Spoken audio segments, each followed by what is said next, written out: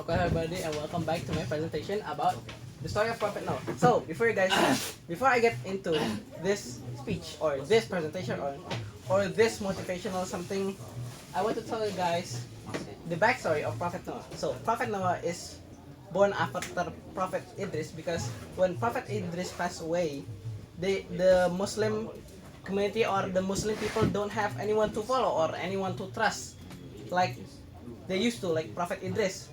But after that, they came up with an idea. What idea exactly? Well, one idea that will forever change Islam in a negative way, of course, not in a positive way.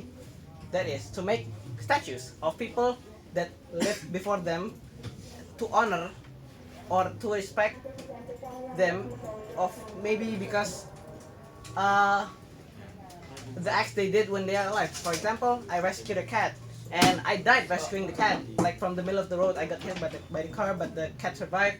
And then people made statues of me to remember me because I saved the cat. So in Islam, that's forbidden. Well, I mean, you did it because it's like, oh, we should honor this person because that is honorable. But no, well, actually yes. So yes, you can honor the person's death by doing something else other than making the statue, of course. And with that decided, the people of the Jahiliyyah era, they decided to make 4 statues. Okay, so that's some backstory of Prophet Noah. Okay, before he was born. So after he was born, of course, people didn't start to believe him yet because it's just maybe a random person like, hey, I'm the prophet. Of course, if we do that nowadays, who would believe us? Like no one. Yeah, because well, the last prophet how they passed from us like long years ago. If we say it now, it will be like, oh, this guy's lunatic, this guy is crazy, he's a madman or something. So back then, if you say that, I mean, people will still wouldn't believe you because maybe same consequences, same thing. Okay? So of course, everything first comes with rejection. We're gonna talk about that. So first, we have the rejection of Islam. So despite the continuous mockery and the rejection, Prophet Nuh was persistent in his calling people for Islam for 950 years. Can you believe it? He himself was persistent enough to call people to go to convert to Islam from whatever religion they came from, maybe Islam, Buddhist or something. From Buddha or Christianity or maybe atheists, because we didn't know what religion were there exactly at the years ago. But the generation that came to existence rejected Noah as their fathers did. Each child at the age of understanding was clearly warned against the teaching of Prophet Noah. So when children reach certain ages, the father or their parents would warn them about, oh, you shouldn't follow Prophet Noah because his teaching against our religion or something else like that. So basically, Prophet Noah to people like common people was bad teaching, but even though it's the right teaching after all. So whenever the prophet approached them, they ran away from him. They found every excuse to escape him from the presence of Nuh long before. Prophet Nuh realized that the number of disbelievers were rapidly on the rise, whilst the number of believers remained unchanged. He was very upset of his people and feared a terrible predicament for them, but he was left with no choice. Why? Well, because it's simple. Well, if you hate something, then you hate something. Maybe you can learn to like it, but still kind of hate it, if you get what I mean. So it's basically like this. People ran away from him, people built their stuff, and they even used every single excuse from A to Z. That's what I would do, but not in this situation, of course. I would use myself to find excuse to escape everything. But yeah, so of course, the rejection of Islam isn't very well absorbed. Let's call it like that for Prophet Noah. So he decided to do something else. After that, the rejection also comes with a price. So, like I said, rejection of Islam that led into punishment. Why? Well, because he is the prophet and no one believed him, excused from him, did every single thing they have to do to avoid him. Okay, so yeah, we're gonna talk about this next. So, Prophet Noah prayed to Allah, my Lord, they have disobeyed me and followed one whose wealth and children give them no increase but only loss. They have plotted almighty plot. They said, you shall not leave your gods, nor shall you leave Wad, Suwa, Yagut, and Yakut or Nasr, the name of the idols, aka the statues I just mentioned. I forgot the name of the statue, but here it is. There's 1, 2, 3, 4, 5, 6. There's 6. Okay, indeed, they have led many astray. O Allah, grant no increase to the disbelievers.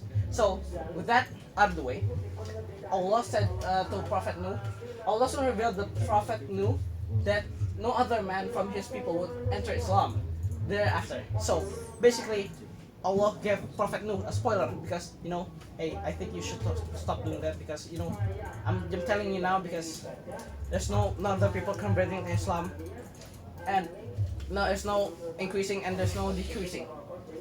So, after that, Prophet Nuh replied to Allah, my Lord, leave not one of the disbelievers on earth. If you leave them, they will mislead your slaves and they will begin none but wicked disbelievers. So, Prophet Nuh prayed to Allah. So he can erase every single disbelievers on that time. How? Well, let's find out. Okay, so Allah instructed Prophet Nuh to make a giant boat. Why? Well, because Allah told Prophet Nuh there will be a great disaster coming. What? It is flood. A huge flood. Like, for example, if you guys know the film, like tsunami film, huge waves, yeah, basically like that, wipe every single thing in existence and make it reset to zero. And yeah, this is basically aka the first tsunami, I guess. Well, you can say it like that. Okay, next up. Ignorance has its price. Outside the city limits, away from the sea, Prophet Noah began to build his ark, aka his boat, which I would thought looked like this, but it was way different. So, throughout the day and night, with the support and the guidance of the angels, the construction of the ark continued amidst the constant mockery of people, because people didn't believe Noah at the time. So people said, oh, what is this guy doing, bro? He's making a boat in the middle of the desert. He's insane. Like, whoa.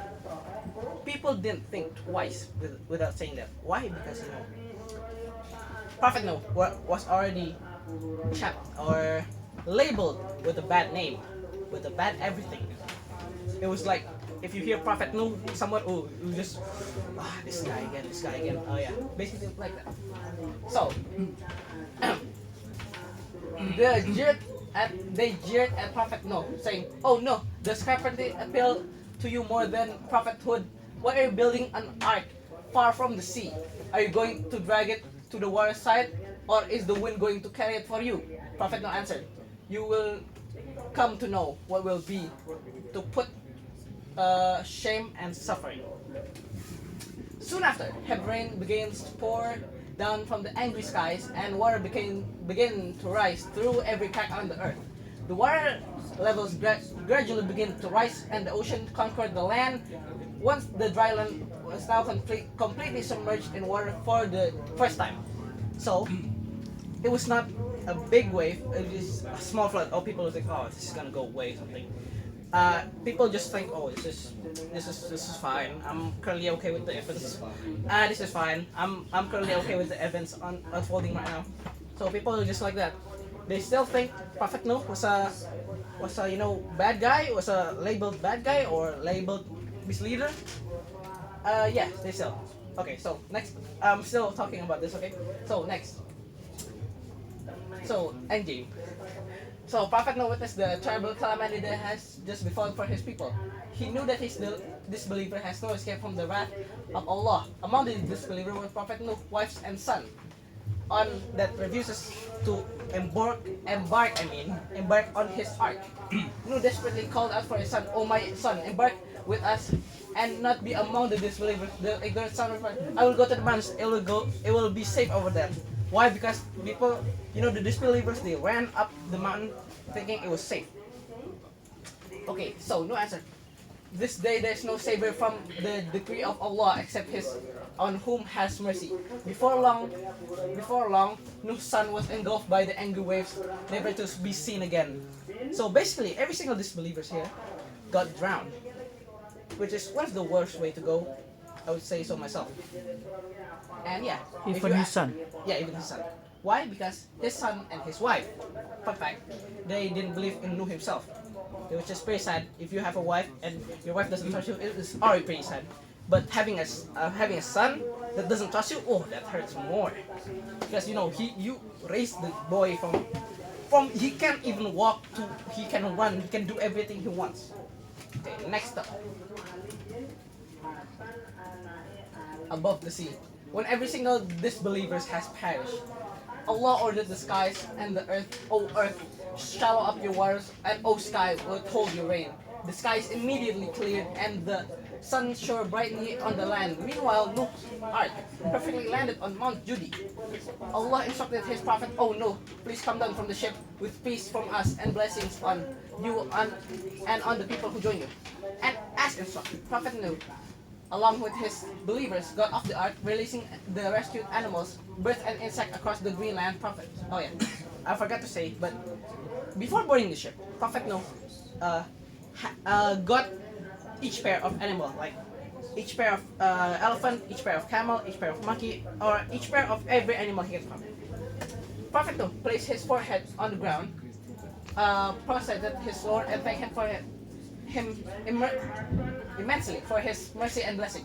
The believers were grateful to Allah for safeguarding them from the terrible ordeal and observed a day of just fasting as an act of gratitude to Allah.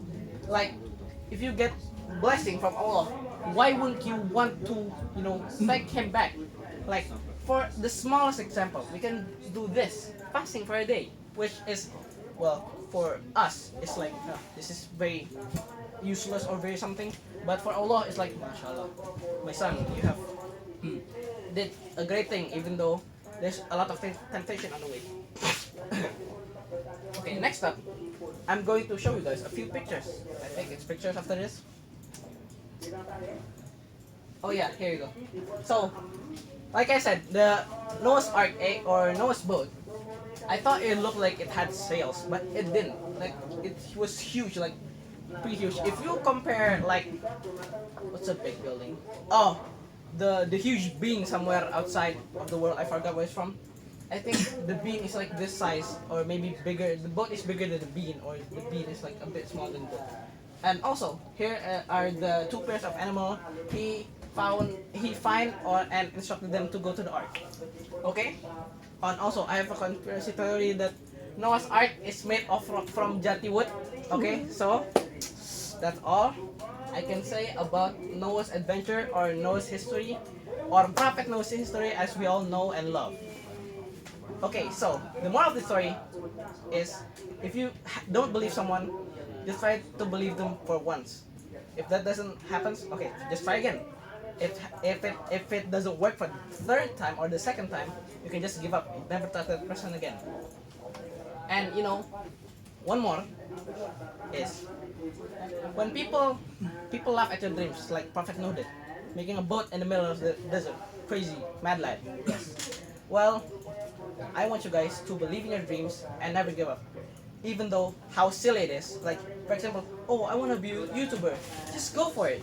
It might sound stupid now, but when you're success, you can laugh at the people who laughed at you when you weren't the thing you wanted to be. You can just laugh at them from far away. Okay, I think that's all from me. Thank you for watching. That's all I can say. Wassalamualaikum warahmatullahi wabarakatuh. Goodbye, everybody.